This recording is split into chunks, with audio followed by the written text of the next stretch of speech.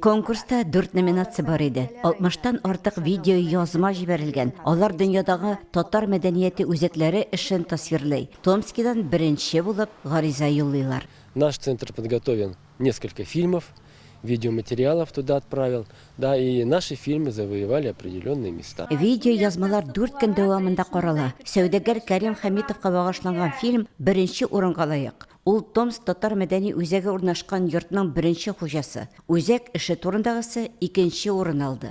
Профессиональ нигездә эшләнгән бу жюри шундый фикергә килде һәм аларга беренче урынны бирде. Без беләбез, 19 гасыр ахыры 20 гасыр башларында Томскида татар сәүдәгәрләре татар мәгърифәтен үсешенә, татар мәгарифе үсешенә зур өлеш керткәннәр өчен. Бүгенге көндә аларның биналары саклана. Димәк, аларның эшчәнлеге бүгенге көндә дә яшь буын вәкилләре аларның эшчәнлеген дәвам итә дигән сүзне аңлата һәм без моңа бик шатбыз. Татьяна Семенова бу конкурска видео язмалар әзерләүдә иң актив катнашучыларның берсе. Как вы оцениваете результаты?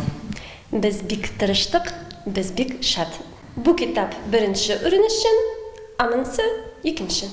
Матур басмалар тузан җыеп ятмас диләр. Алар үзәк китапханәсе киштәләрен бизәячәк. Томскидан Елена Софьевна Анатолий Шустов, Яңа Гасыр каналы.